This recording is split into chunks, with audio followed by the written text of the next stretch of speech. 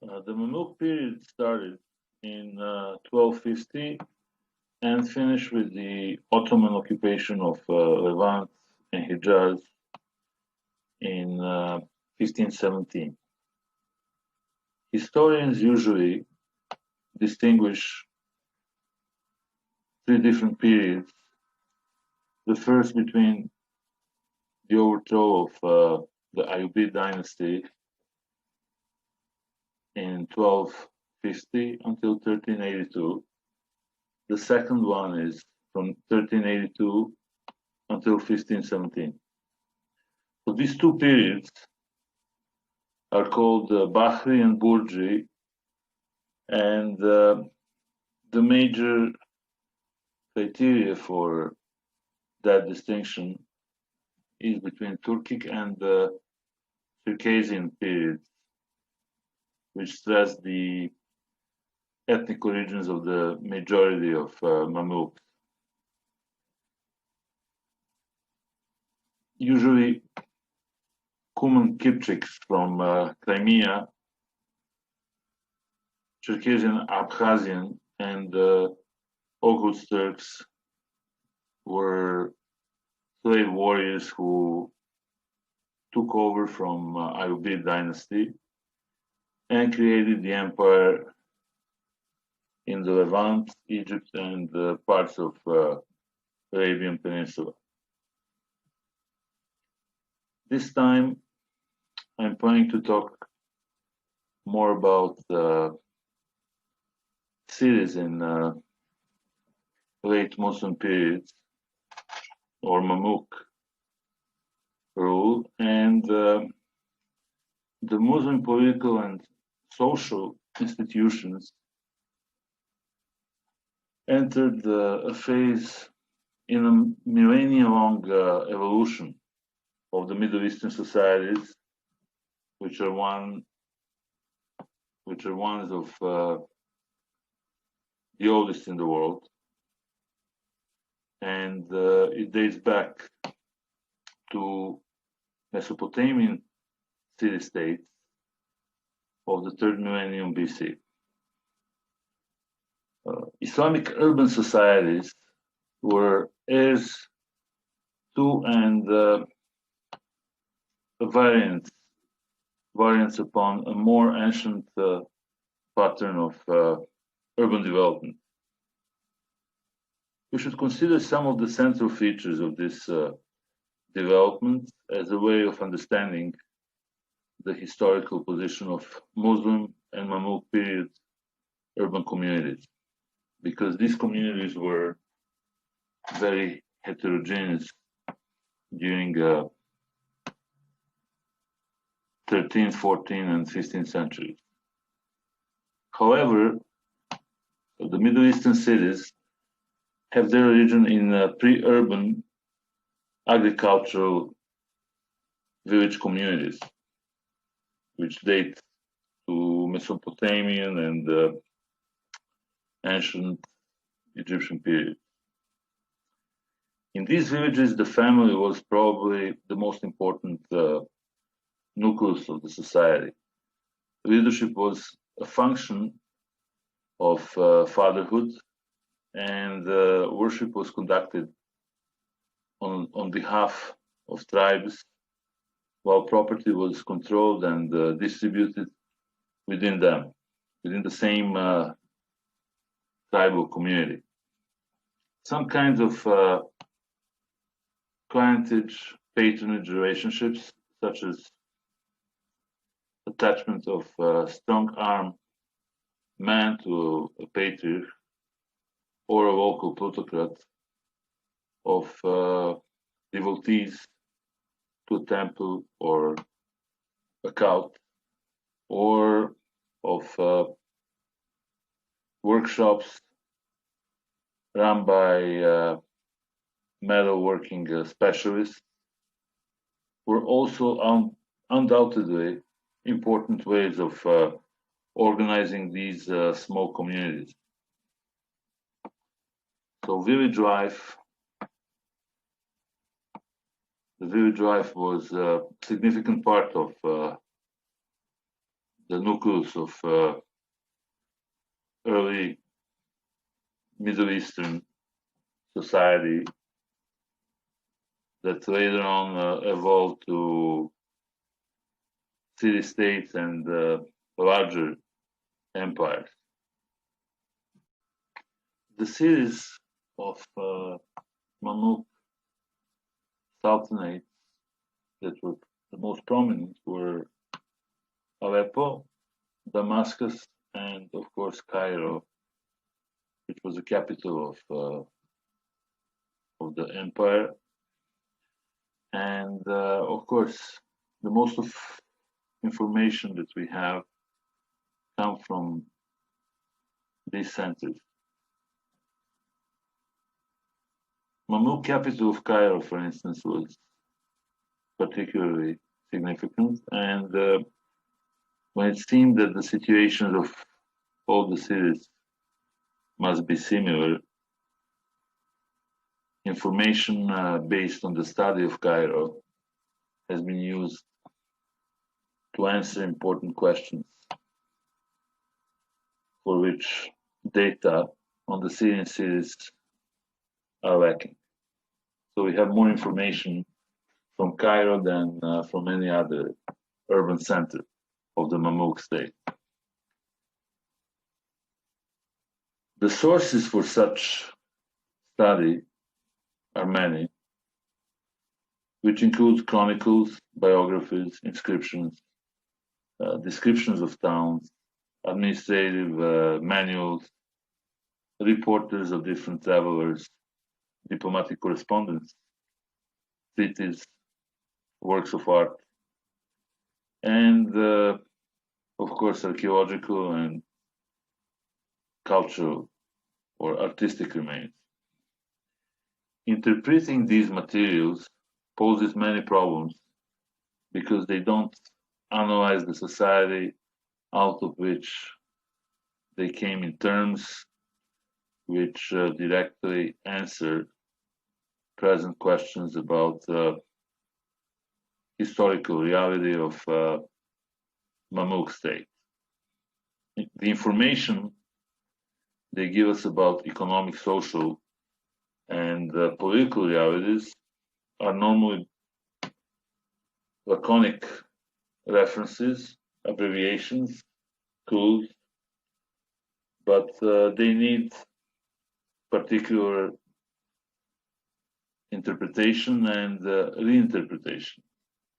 Any study of the period in which they were recorded requires gathering a multitude of small details and questioning their meaning, as well as using each other to support certain theses or put them into doubt. These sources are ordered and interpreted in terms of a number of concerns, some of which derive from studies of European scholars, and they try to interpret Cairo and Damascus through the lenses of European city-states. The construction of an Islamic medieval and Middle Eastern urban society occupied different historians and experts from the very beginning, and from the Arab conquest to Seljuk era. We can start from the period of Umayyad and the Abbasid Caliphate, which are the institutional prototypes for parochial local groups, in particular Islamic form, for different religious communities, different ethnic communities, since these societies were a mosaic of races and belief systems ethnicities, and faiths. In the subsequent Seljuk rule from 1055 until 1200, these institutions came to mature and altogether were integrated into the first Islamic type of Middle Eastern urban society. From ancient times to the early Islamic era, we have a combination of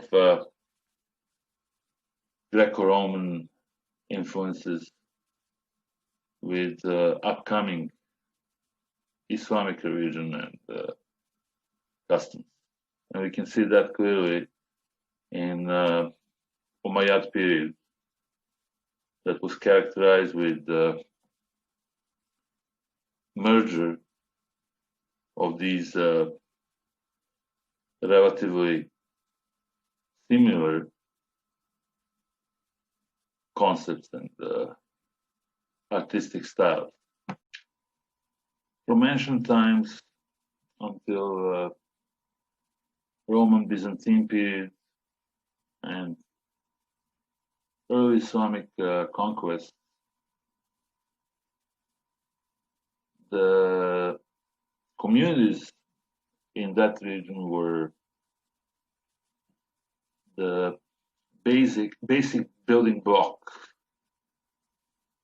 of the Middle Eastern societies, characterized by local communities, autochthonous communities. They were reinforced at the beginning of Islamic era by immigrants from Arabian Peninsula who were organized into tribal nits and clans that merged with the local communities who were also Semitic, but from different region with different customs. So researchers of that period and region prove that some kind of cohabitation between already established communities that were mostly Christian lived side by side with newcomers from Arabian Peninsula. So during the Mamluk era,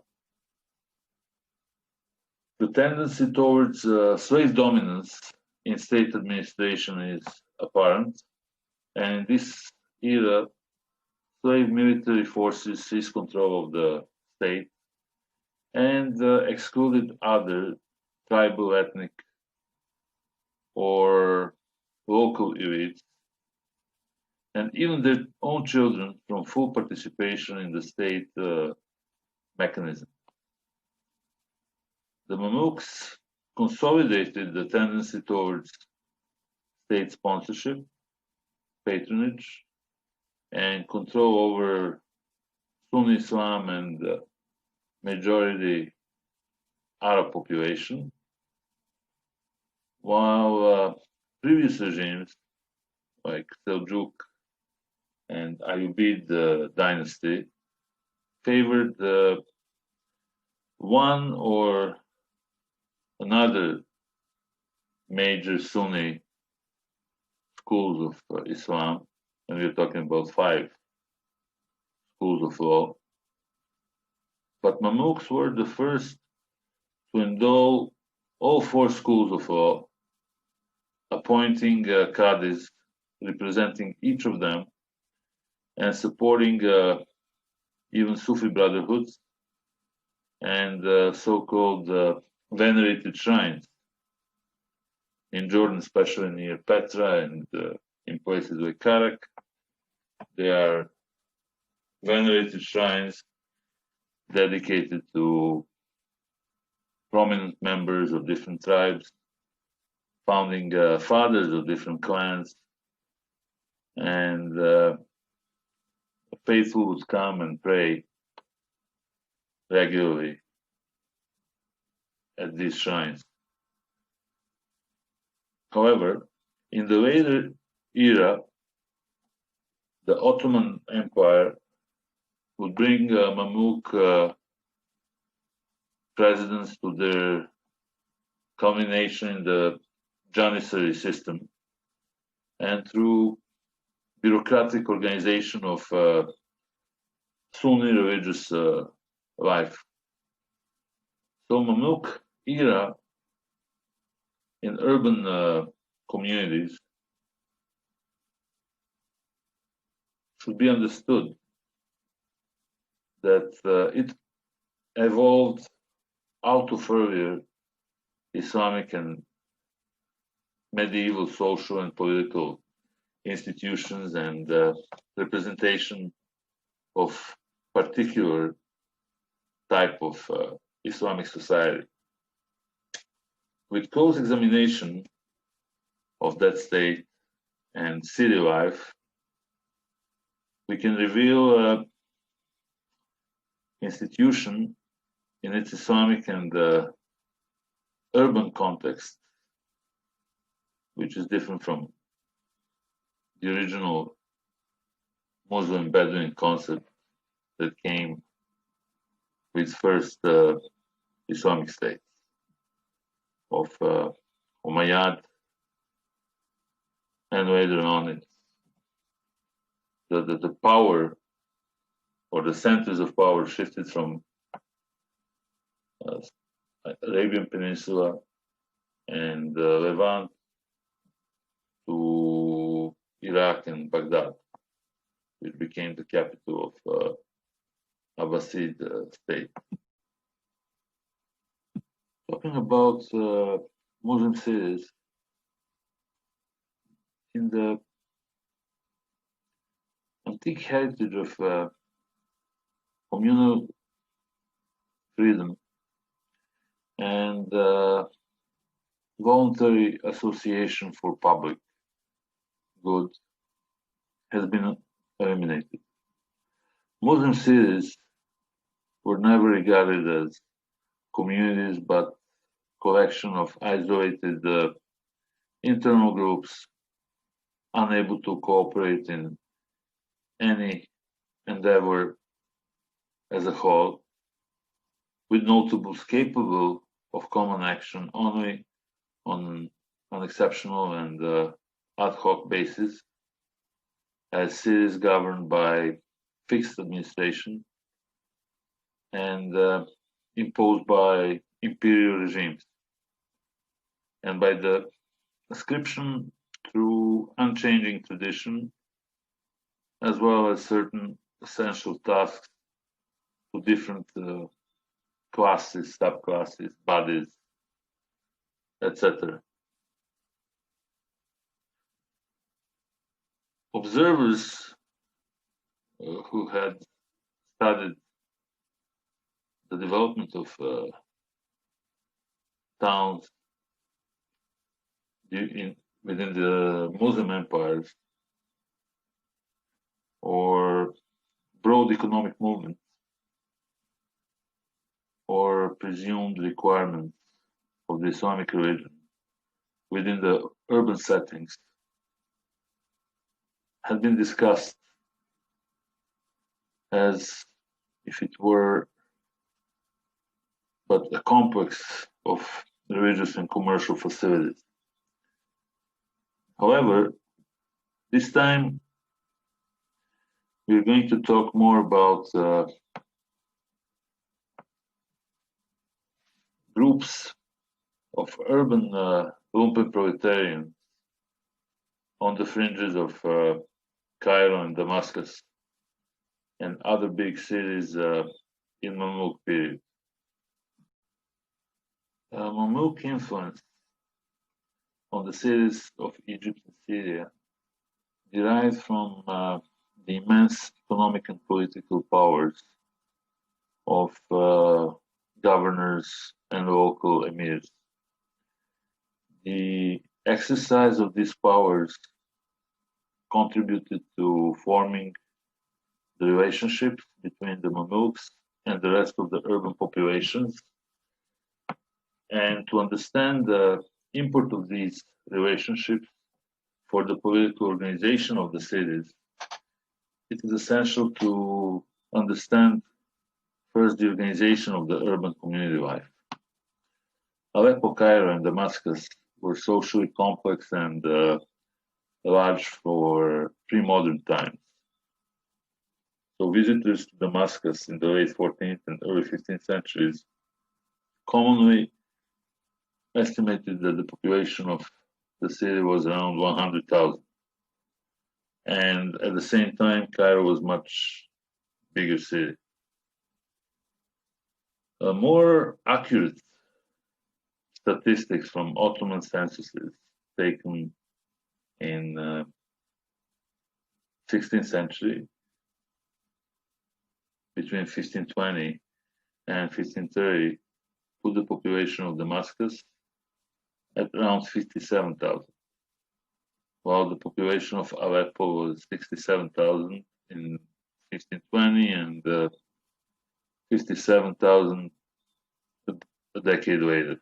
So we have a significant drop, significant depopulation of Aleppo.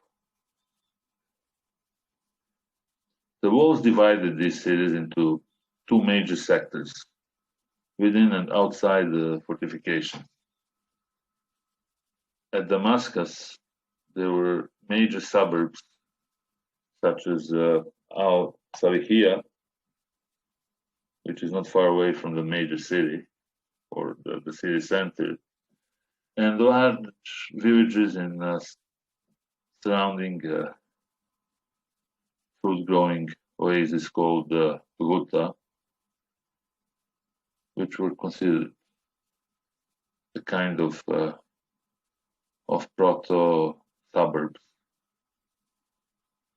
And these villages, although agricultural, were not populated with strictly farming communities. And they consisted of sophisticated urban community. So there's so many notable citizens of Damascus who were part of Islamic clergy, ulema, merchant class, and landowning plutocracy.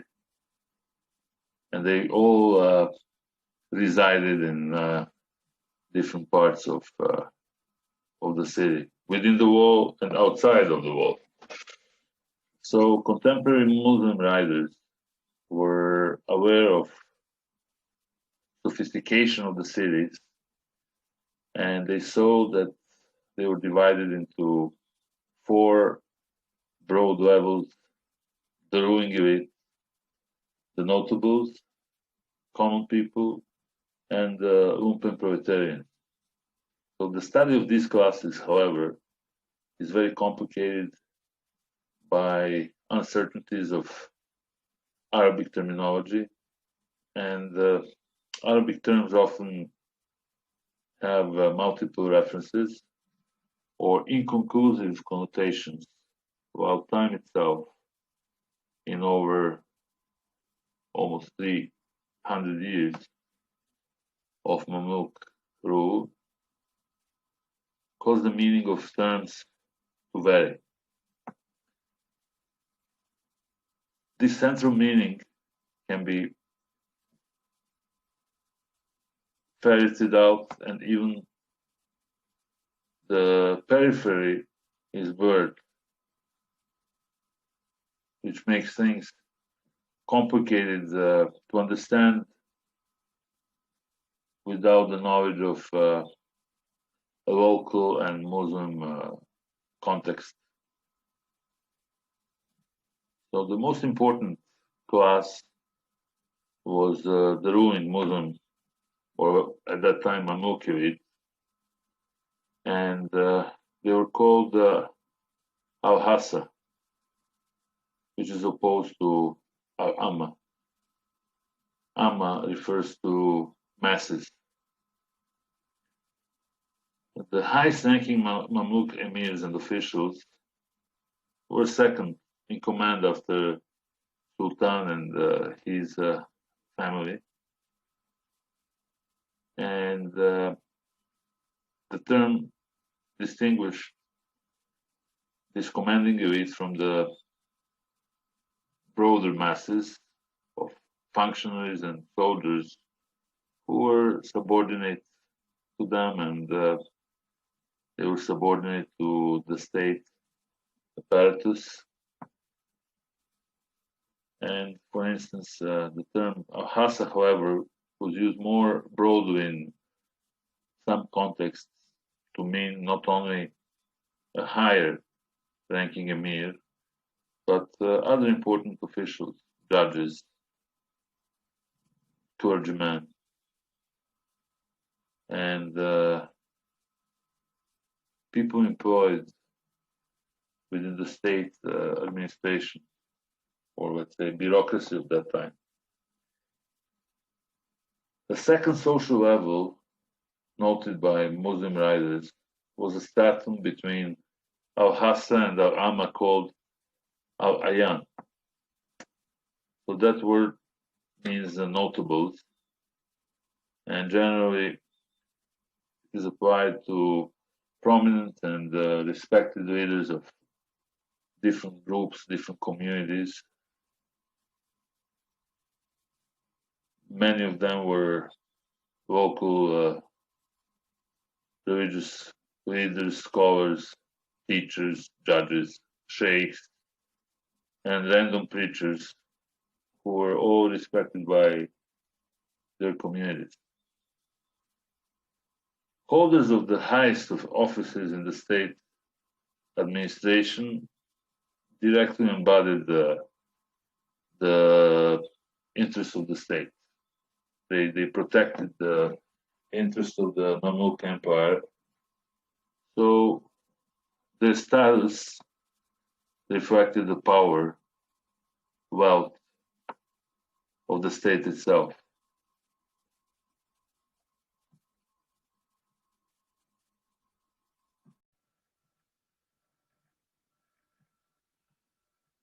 The cities were split into districts called Harat, Mahalat, or Akhtat. These were residential quarters with small local markets and perhaps some workshops, especially for weaving, but characteristically isolated from the main central city bazaars. In Damascus and Aleppo, the quarters were about the size of small villages, and the list compiled before the middle of the 16th century talks about 70 quarters in Damascus and about 30 to the large suburb of Al-Salihiyah, indicating that the average size of about 500 or 600 people in a city of some 50,000. Late 15th century sources inform us about 50 quarters in Aleppo, and it indicates the average size of about 1,000 and 1,000 or 1,200 residents. In Cairo, for instance, a much larger city than Damascus or Aleppo had fewer Harat and only 37, according to the Al-Maqdisi at the beginning of the 15th century. Many of the quarters, not everyone, have been a solidarity, and they were closely knit in homogeneous communities. The tendency of different groups to seek comfort and protection for their own members was very strong in the world where no man was truly safe except among his kin. We also record a big wave of refugees from Aleppo and Hama to Damascus in 13th century during one of Mongol invasions of the Middle East. In Cairo, each Christian and Jewish sect had its own street. So there were Jewish quarters in Damascus and at Aleppo, as well as Armenian and Maronites who occupied quarters in the northwestern part of the city. Jews and Christians were found in Jerusalem, of course, and though it has been asserted that the evidence of quarrels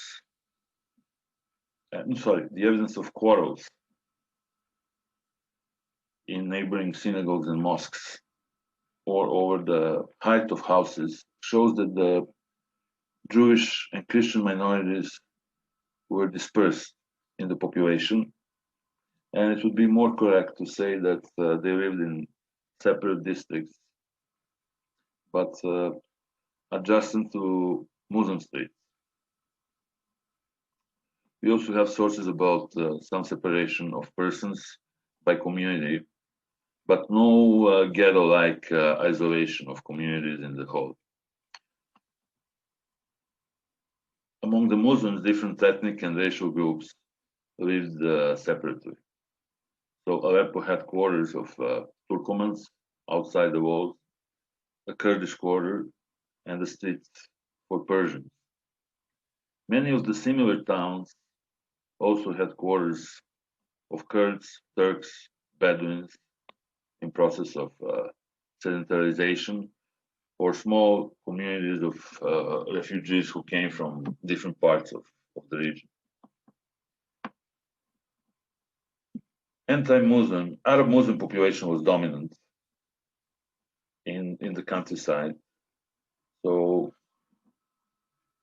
they formed suburbs, and migrants from Haran kept their identity in Damascus, and they also had their own street in Aleppo. In Jerusalem, several quarters of people from different villages, tribal groups existed, and expanding cities sometimes engulfed villages lying just outside of the city into continuous urban agglomeration.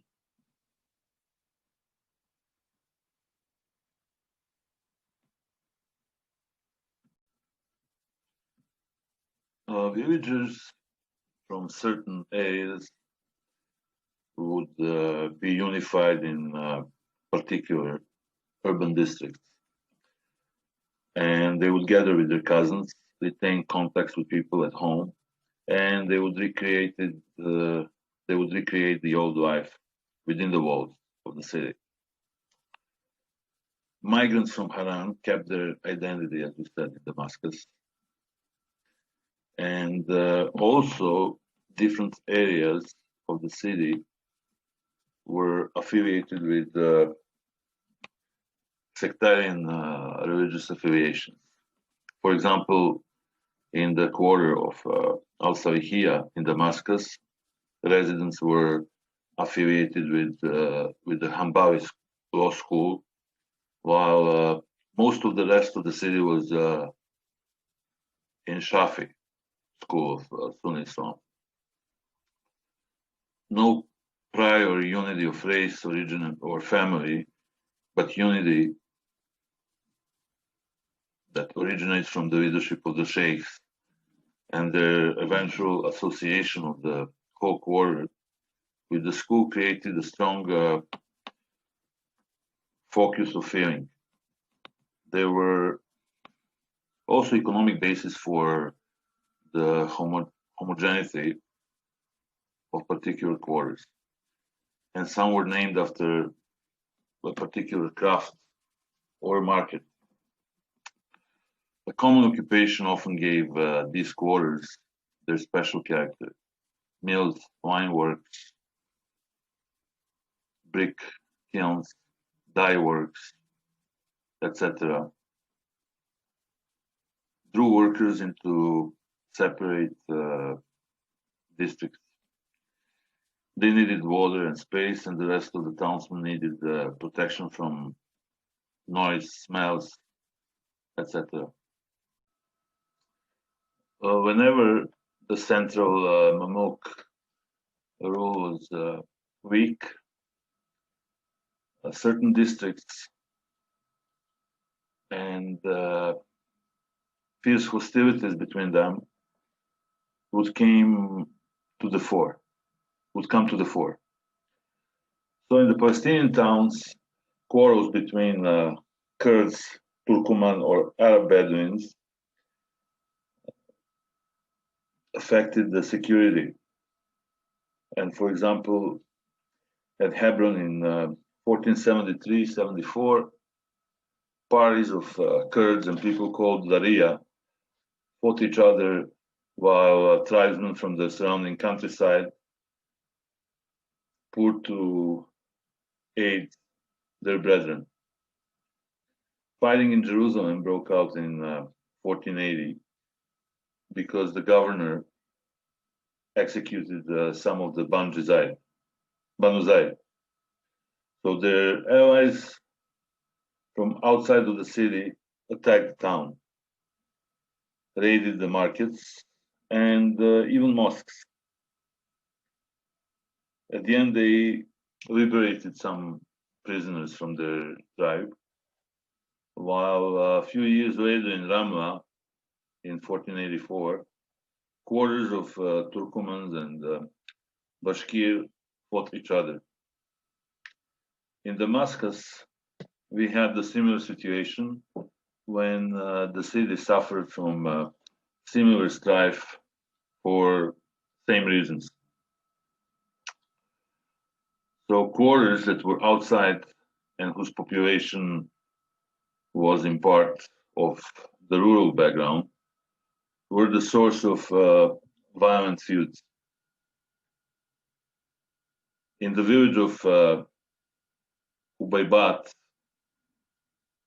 until 15th century, the feuds between peasant migrants to Damascus made the district the first stopping place. In civil wars of 1389, the city divided the support to Sultan Barkuk, while others supported Emir Mintash. So quarters of the city called Harat al-Kilab supported the Sultan, while the defenders of Mintash were called Qais, which is the name going back to the ancient struggles between Arabian Bedouin confederations and Umayyad dynasty in the first century of the Arab conquest of Syria and Levant. In the struggle between the quarters in the late 15th century, the same outside districts were involved. In 1480, we have the situation when Al-Hassa and Kubaybat fought due to some old rivalries.